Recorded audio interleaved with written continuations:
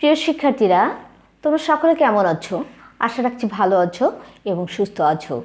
Daulatpur college দিবনৈশ Daulatpur Khulna কর্তৃক আয়োজিত online শ্রেণী কার্যক্রমে দর্শন বিভাগের পক্ষ থেকে তোমাদের সবাইকে শুভেচ্ছা ও অভিনন্দন। দৌলতপুর কলেজ কর্তৃক এই যে অনলাইন শ্রেণী কার্যক্রমে অনলাইন ক্লাস চলমান আছে। আশা রাখছি তোমরা সকলেই নিয়মিত অনলাইন ক্লাস করছো। আমি বিচিত্রা কবিরাজ, প্রভাষক দর্শন বিভাগ, দৌলতপুর কলেজ দিবনৈশ দৌলতপুর খুলনা। আমি যুক্তিবিদ্যা বিষয় নিয়ে আলোচনা করব। যুক্তিবিদ্যা বিষয়ের প্রথম পত্র থেকে তৃতীয় অধ্যায়ের নিয়েই আলোচনা করব। তৃতীয় অধ্যায়ে আমি বাক্যকে কিভাবে যুক্তিবাক্যে রূপান্তর করা যায় এই যে বিষয়টা, এটা নিয়েই আলোচনা করেছি। আমি পূর্বেই এই বিষয়ে যুক্তিবাক্যে রূপান্তর যে টপিকটা, এটার উপর আমি পূর্বেই 2টা ক্লাস নিয়েছি। আশা রাখছি তোমরা ক্লাসগুলো দেখেছো। আমি চেষ্টা করব আজকে এবং আগামীকাল এই যে 2টা ক্লাসে আমি এই টপিকটা, অর্থাৎ বাক্যকে কীভাবে যুক্তিবাক্যে রূপান্তর করা যায়, এটা শেষ করার চেষ্টা করব। আসলে তোমাদের সুবিধার জন্যই আমি একটু বিস্তারিত আলোচনা করছি, একটু সময় নিয়ে। না হলে আমাদের 2টা ক্লাসে হয়তো শেষ হয়ে যেত। তো আশা রাখছি তোমরা আমার সাথেই আছো। তো প্রিয় শিক্ষার্থীরা, তাহলে আমরা চলে যাই আমাদের আজকের মূল পাঠে। আজকের আমাদের পাঠ্য বিষয় হচ্ছে কি, বাক্যকে কিভাবে যুক্তিবাক্যে রূপান্তর করতে হয়। এখানে আমরা 7 নম্বর পর্যন্ত আমরা আলোচনা করেছিলাম। আজকে আমরা 8 নম্বর থেকে আমরা আলোচনা করব আজকের ক্লাসে। তো প্রিয় শিক্ষার্থীরা, আমরা বিশেষ যুক্তিবাক্য এবং সার্বিক যুক্তিবাক্য কী দ্বারা চিহ্নিত হয় সেটা আমরা জেনেছিলাম। আজকে আমরা বিশেষ যুক্তিবাক্যের চিহ্ন হচ্ছে কোনো বা কিছু বা কোনো। কিন্তু অধিকাংশ, অনেক, কতিপয়, প্রায়, একটি ছাড়া সব, এই যে ইত্যাদি চিহ্নগুলো একই রূপ অর্থবোধক। কাজে এসব চিহ্ন সম্বলিত বাক্যকেও বিশেষ যুক্তিবাক্য বলে গণ্য করা হয়। আর এগুলোর পরিবর্তে কিছু চিহ্ন ব্যবহার করতে হয়। তো আমরা একটা উদাহরণ দিই, তাহলে আমরা বুঝতে পারবো যে কিভাবে আমরা কিছু বা কোনো চিহ্ন দ্বারা আমরা বাক্যকে প্রকাশ করি। অধিকাংশ, যেমন অধিকাংশ,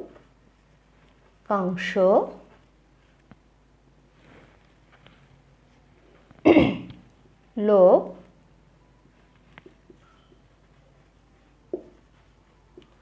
সুখী নয়। এই যে একটা যুক্তি বাক্য, আমরা কি বলেছি,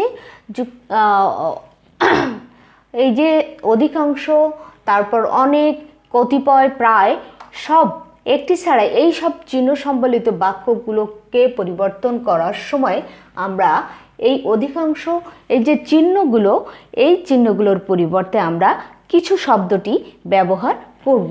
তাহলে এখানে অধিকাংশ লোক সুখী নয়, এই যে যুক্তি বাক্য, এখানে অধিকাংশের ক্ষেত্রে আমরা কি ব্যবহার করব, কিছু। তাহলে কি হয়, কিছু ব্যবহার করলে কি হবে, কিছু কি বলো, কিছু লোক কি নয় সুখী, তাই তো? তাহলে দেখো, এই যে যুক্তিবাক্য, এই যুক্তিবাক্যটা কি যুক্তিবাক্য, আমরা কিন্তু পূর্বে এই বাক্য সম্পর্কে আলোচনা করেছি, সেহেতু তোমরা সকলেই জানো যে এই বাক্যটা হচ্ছে আই যুক্তিবাক্য, অর্থাৎ কি বিশেষ যুক্তিবাক্য। আর এই বিশেষ যুক্তিবাক্যকে আমরা আই দ্বারা চিহ্নিত করি। আর এই বিশেষ যুক্তিবাক্যকে আমরা বাংলা হচ্ছে কিছু বা কোনো শব্দ দ্বারা চিহ্নিত করি। কিন্তু অধিকাংশ, অনেক, তারপর হচ্ছে কতিপয়, প্রায়, একটি ছাড়া, এইসব চিহ্ন সম্বলিত বাক্যগুলোকে আমরা কি মনে করি, এগুলোও কিন্তু বিশেষ যুক্তি বাক্য। তাই আমরা এই সব বাক্যের পরিবর্তে কিছু ব্যবহার করে বাক্যকে যুক্তিবাক্যে রূপান্তর করব। এখন আমরা যাব, তেমনি আমি যদি বলি আরও একটা উদাহরণ বলি, যেমন কতিপয় ছাত্র শ্রেণীতে উপস্থিত। এই যে একটা যুক্তিবাক্য, কতিপয় ছাত্র শ্রেণীতে উপস্থিত, এই বাক্যকে যুক্তিবাক্যে রূপান্তর করলে কি হয়? কিছু ছাত্র বলেছি, কিছু ছাত্র হয় শ্রেণীতে উপস্থিত। তাহলে আমরা 8 নম্বর নিয়ম জানতে পারলাম। এখন আমরা 9 নম্বর নিয়ম জানব। প্রায়, সাধারণত, সচরাচর, কখনো কখনো, মাঝে মাঝে ইত্যাদি শব্দ সম্বলিত বাক্যগুলোকে বিশেষ যুক্তিবাক্য বলে গণ্য করা হয়, তাই না? সুতরাং শব্দগুলোর পরিবর্তে কিছু বা কোনো কোনো শব্দ ব্যবহার করতে হবে। এই যে শব্দগুলো, এই শব্দগুলোর পরিবর্তেও কিন্তু কিছু বা কোনো কোনো চিহ্ন ব্যবহার করতে হবে। কি কি বলেছি? প্রায়, সাধারণত, সচরাচর, কখনো কখনো, মাঝে মাঝে। এই যে শব্দগুলো, এর পরিবর্তেও কিন্তু আমরা কিছু কিছু বা কোনো শব্দ, কোনো কোনো বা কিছু শব্দ ব্যবহার করব। তাহলে আমরা আরেকটি উদাহরণ দেই যাতে আমরা বুঝতে পারি। যেমন কিছু রাজহাঁস, কিছু না, রাজহাঁস সাধারণত সাদা হয়। কি? রাজহাঁস সাধারণত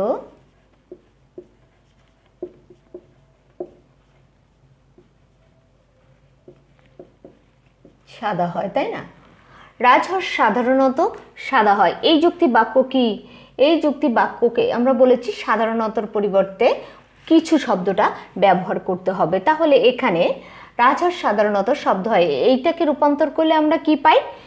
কিছু রাজহাঁস হয় কি? সাদা। ঠিক, কিছু রাজহাঁস হয় কি? সাদা, তাই না? তাহলে এই যে সাধারণত, এর পরিবর্তে আমরা কিছু শব্দ ব্যবহার করেছি। আবার আমরা আরও কিছু বলতে পারি, যেমন ফুল সাধারণত সুগন্ধযুক্ত হয়। এই যুক্তিবাক্যকে রূপান্তর করলে আমরা কি পাবো? কিছু ফুল হয় সুগন্ধযুক্ত। আবার শিশুরা প্রায় চঞ্চল, শিশুরা প্রায় চঞ্চল হয়, তাই না? এই যে যুক্তিবাক্য, এটাকে রূপান্তর করলে কি বলবো? কিছু শিশু হয় চঞ্চল, তাই না? তাহলে আমরা কিভাবে এই শব্দের পরিবর্তে কিছু শব্দকে ব্যবহার করব সেইটা আমরা জানলাম। এখন আমরা জানবো হচ্ছে 10 নম্বর নিয়ম। 10 নম্বরে কি আছে? 10 নম্বর নিয়ম হচ্ছে অতি অল্প, খুব কম, কচিত, কদাচিৎ ইত্যাদি শব্দগুলোর মধ্যে কি থাকে? এই যে শব্দগুলো, এই শব্দগুলোর মধ্যে কিন্তু একটা না সূচক চিহ্ন নিহিত আছে, যেটা স্পষ্ট নাই, কিন্তু ওই শব্দের মধ্যেও ওইটা নিহিত আছে। ওইটাকে ভাঙলে আমরা কিন্তু একটা নেগেটিভ শব্দ অর্থাৎ না শব্দ পাই। সুতরাং কোনো সদর্থক বাক্যে এরূপ শব্দ বর্তমান থাকলে তাকে ও যুক্তিবাক্যে রূপান্তর করতে হবে। কি বলা হয়েছে? তাহলে কোনো সদর্থক যুক্তিবাক্য যদি এই যে শব্দগুলো বললাম, শব্দগুলো হচ্ছে কি কি? অতি অল্প, খুব কম, কচিত, কদাচিৎ। এই যে শব্দগুলো, এই শব্দগুলো যদি একটি সদর্থক যুক্তিবাক্য থাকে তাহলে সেই বাক্যকে ও যুক্তিবাক্যে রূপান্তর করতে হবে। আবার যদি এই যে শব্দগুলো বললাম, এই শব্দগুলো যদি একটি নঙার্থক যুক্তিবাক্যে থাকে তাহলে তাকে আমরা আই যুক্তিবাক্যে রূপান্তর করব। তাহলে চলো শিক্ষার্থীরা, আমরা বোর্ডে আরও 2টা উদাহরণ দেখি, একটা সদর্থক বাক্যের আর একটা নঙার্থক বাক্য থাকলে কিভাবে এই যুক্তিবাক্যকে ও এবং আই যুক্তিবাক্যে রূপান্তর করা যায়।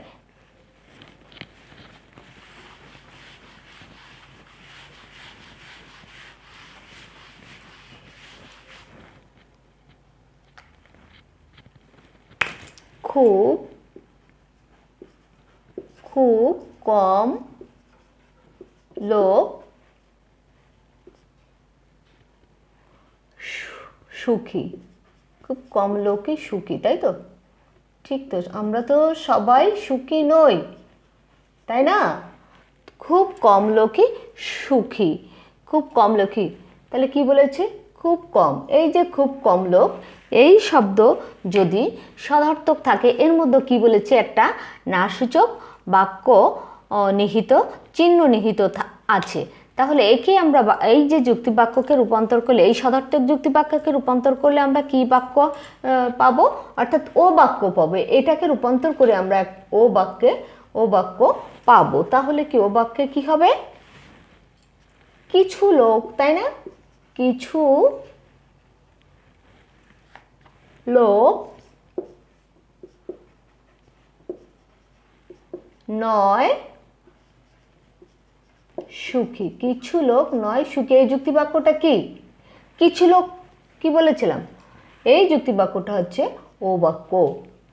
কিছু কম লোকই সুখী, এই যে যুক্তি বাক্যটা, কিছু কম লোকই সুখী, এই যে যুক্তি বাক্যটা, এই বাক্যটা কিন্তু সদর্থক যুক্তি বাক্য। কিন্তু এই যুক্তি বাক্যটার মধ্যে দেখো একটা না বোধক সূচক চিহ্ন নিহিত আছে, অর্থাৎ সব লোক কিন্তু সুখী নয়, কিছু কম লোকই সুখী, এর মধ্যে একটা না বোধক চিহ্ন নিহিত আছে। তাই আমরা এই সদর্থক যুক্তি বাক্যকে রূপান্তর করব কি যুক্তি বাক্য পাই?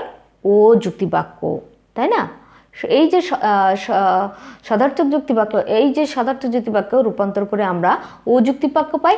আবার নঙর্থক যুক্তি বাক্যে এইরূপ শব্দ বর্তমান থাকলে তাকে আমরা কি আয় যুক্তি বাক্যে রূপান্তর করব। তাহলে এখন আমরা একটা আয় যুক্তি বাক্যের উদাহরণ লিখি। যেমন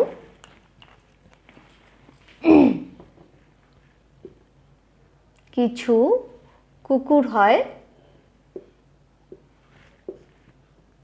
খুব কম লোক সত্যবাদী, খুব কম লোক সত্যবাদী, খুব কম লোক সত্যবাদী, তাই না? দেখো খুব কম, এর পরিবর্তেও আমরা কিন্তু কিছু বা কোনো কোনো বলেছিলাম। এটাকে যুক্তি বাক্যে রূপান্তর করলে কি হবে? কিছু লোক নয় সুখী, কিছু লোক নয় সুখী, তাই না? নয় সুখী, তাই তো? কিছু লোক নয় সুখী, এই যে এটার পরিবর্তেও কিন্তু আমরা খুব কমের পরিবর্তে কিছু লোক, এটাকে আমরা কিন্তু নঙর্থক যুক্তি বাক্যে রূপান্তর করেছি। আগেটা সদর্থক যুক্তি বাক্যে রূপান্তর করেছি, এটাকে নঙর্থক যুক্তি বাক্যে রূপান্তর করলো। তাহলে আমাদের এই যে এটা কয় নম্বর যুক্তি রূপান্তরের নিয়ম? এটা হচ্ছে 10 নম্বর নিয়ম। এবার আমরা 11 নম্বর নিয়মে কি লেখা আছে, আমরা কি আছে আর কি সেইটা আমরা জানব। 11 নম্বরে কি আছে? যেমন যে সমস্ত বাক্যে কেউ না, কখনো না, একটিও না, এই যে কেউ না, কখনো না, একটিও না ইত্যাদি শব্দ থাকে, তাদেরকে আমরা ই যুক্তি বাক্যে রূপান্তর করতে হবে। তাহলে কি বলা হয়েছে? কেউ না, কখনো না, একটিও না ইত্যাদি শব্দ থাকে, তাদেরকে ই যুক্তি বাক্যে রূপান্তর করতে হবে। আমরা তাহলে একটা উদাহরণ লিখি। 11 নম্বরের নিয়ম হচ্ছে ই বাক্যে রূপান্তর। সেটা হচ্ছে মানুষ কখনোই সুখী নয়, মানুষ কখনোই সুখী নয়।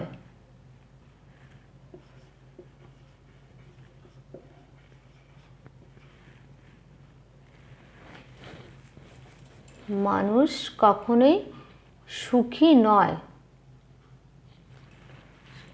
তাহলে আমরা একে রূপান্তর করলে কি বলবো? কোনো মানুষ নয় সুখী, তাই না? কোনো মানুষ নয় সুখী। তাহলে কি বলা হয়েছে? কেউ না, কখনো না, একটুও না ইত্যাদি শব্দ থাকলে তাদেরকে একদম নিশ্চিন্তে আমরা ই যুক্তিবাক্যে রূপান্তর করব। এটা খুবই সহজ নিয়ম, এখানে কোনো জটিলতা নেই। আসলে প্রত্যেকটা নিয়মই খুবই সহজ, তোমরা জাস্ট একটু দেখলেই বিষয়টা খুবই সুন্দরভাবে পারবে এবং খুব আনন্দই পাবে, যে বিষয়টা খুব মজার। তাহলে কি বলা হয়েছে এখানে? বলা হয়েছে কি, যে সমস্ত বাক্যে কেউ না, কখনো না, তারপর হচ্ছে একটিও না ইত্যাদি শব্দ থাকে, তাদেরকে আমরা ই যুক্তিবাক্যে সরাসরি আমরা ই যুক্তিবাক্যে রূপায়ণ করব। তাহলে কি ই যুক্তিবাক্য আমরা পূর্বে জেনেছি ই বাক্য কাকে বলে, তাহলে কোনো মানুষ নয় সুখী, এই যুক্তিবাক্যটা হচ্ছে একটা ই যুক্তিবাক্য, এবং এই যে এই বাক্যটাকে রূপান্তর করে আমরা ই যুক্তিবাক্য পেয়েছি। হ্যাঁ, কোনো মানুষ কখনোই সুখী নয়, কোনো মানুষ নয় সুখী। আবার কোনো কাক লাল নয়, তাই না? কোনো কাক লাল নয়, এই যে একটি কাকও লাল নয়, তাহলে এটাকে রূপান্তর করলে আমরা কি পাই? কোনো কাক লাল নয়, তাই না? সরাসরি আমরা ই যুক্তিবাক্যে রূপান্তর করব যখন দেখব আমরা কেউ না, কখনো না, একটিও না ইত্যাদি শব্দ থাকে যে সমস্ত বাক্যে, তাদেরকে আমরা সরাসরি ই যুক্তিবাক্যে রূপান্তর করব। এখন আমরা যাব হচ্ছে 12 নম্বর নিয়মে। 12 নম্বরের নিয়মে কি আছে আমরা সেটা জানবো আজকে। একটি যুক্তিবাক্যে ব্যতিক্রমটি যদি নির্দিষ্ট হয়, তাহলে তাকে একই সাথে এ ও ই দুটি যুক্তিবাক্যে রূপান্তর করা যাবে বা করতে হবে। তার মানে কি বলা হয়েছে? একটি যুক্তিবাক্যের ব্যতিক্রমটি যদি নির্দিষ্ট করে থাকে, তাহলে সেই বাক্যটাকে ই এবং এ এই দুটি যুক্তিবাক্যে রূপান্তর করতে হবে। আর যদি ব্যতিক্রমটি অনির্দিষ্ট থাকে, তাহলে বাক্যটিকে আই যুক্তিবাক্যে রূপান্তর করতে হবে। তাহলে চলো আমরা এই নিয়মের একটা উদাহরণ লিখি, তাহলে আমরা বিষয়টি স্পষ্ট হবে। যেমন পারদ ছাড়া সব ধাতু শক্ত।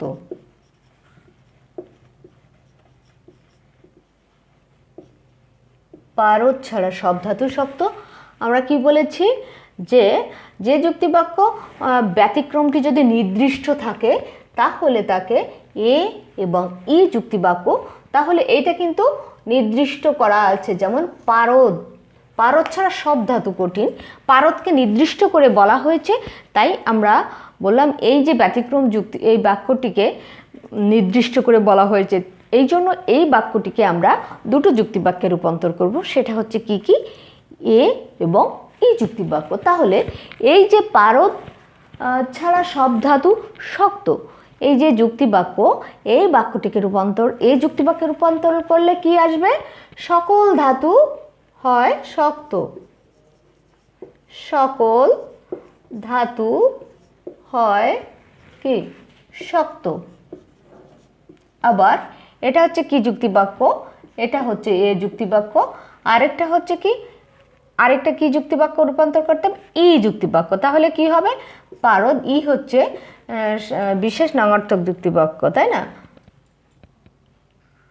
পারদ নয় শক্ত।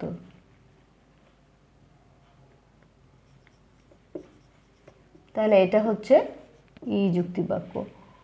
হ্যাঁ, তাহলে আমরা কি বলেছি? আবার কি বলা হয়েছে? যে যুক্তিবাক্যে ব্যতিক্রমটি অনির্দিষ্ট থাকে, তাহলে তাকে রূপান্তর করে আমরা কি পাবো? তাকে আমরা আই যুক্তিবাক্যে রূপান্তর করব। তাহলে আমরা একটা ই যুক্তিবাক্যকে অনির্দিষ্ট ব্যতিক্রম বাক্যটিকে যুক্তিবাক্যে রূপান্তর করি। তাহলে একটি ব্যতীত সব ধাতু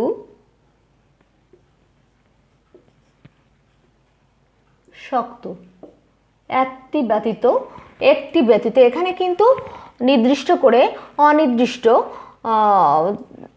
যদি অনির্দিষ্ট ব্যতিক্রমটা এখানে অনির্দিষ্ট, এই জন্য আমরা এই বাক্যকে রূপান্তর করে আমরা কি যুক্তিবাক্য পাবো? এই বাক্যকে রূপান্তর করব আমরা আই যুক্তি বাক্য পাবো। তাহলে কি হবে, কিছু ধাতু হয়, কিছু ধাতু হয় শক্ত। এটা কি যুক্তি বাক্য, এটা হচ্ছে আই যুক্তি বাক্য। তাহলে এই যুক্তি বাক্যকে আমরা রূপান্তর করে কি পেয়েছি, আই যুক্তি বাক্য। তাহলে কি বলা হয়েছে, ব্যতিক্রমটি যদি অনির্দিষ্ট থাকে তাহলে তাকে আই যুক্তি বাক্যে রূপান্তর করতে হবে, আর যদি ব্যতিক্রমটি নির্দিষ্ট থাকে তাহলে তাকে দুটো যুক্তি বাক্যে রূপান্তর করতে হবে। সেটা কি কি, এ যুক্তি বাক্য এবং ই যুক্তি বাক্য। তো প্রিয় শিক্ষার্থীরা, আশা রাখছি তোমরা সকলেই বুঝতে পেরেছো বিষয়টি। আর বাসায় যেহেতু বই আছে তোমরা অবশ্যই বইগুলো ফলো করবে, তাহলে বিষয়টি অনেক সহজ হয়ে যাবে। আর তোমাদের যদি বুঝতে অসুবিধা থাকে তাহলে আমাকে জানাবে, আমি চেষ্টা করব তো তোমাদের বোঝানোর জন্য। আর হচ্ছে আমাদের কিন্তু আজকে আমরা কিন্তু 12 নম্বর নিয়ম পর্যন্ত করলাম, কারণ একসঙ্গে একটি বেশি আলোচনা করলে তোমাদের বিষয়টি একটু অস্পষ্ট থাকবে। এই জন্য তোমাদের সুবিধার জন্য আমি কিন্তু এইভাবে আলোচনা করছি। আমরা বাকি যে নিয়মগুলো আছে আমরা আশা রাখছি অবশ্যই আগামী ক্লাসে এই যে বাকি নিয়মগুলো শেষ করতে পারবো। তো প্রিয় শিক্ষার্থীরা, তোমরা ধৈর্য ধরে আমার ক্লাসে মনোযোগ দিয়ে দেখার জন্য, আমার সাথে থাকার জন্য তোমাদের সবাইকে শুভেচ্ছা ও অভিনন্দন জানিয়ে আমি আজকের মতো ক্লাস শেষ করছি। ভালো থেকো, সুস্থ থেকো।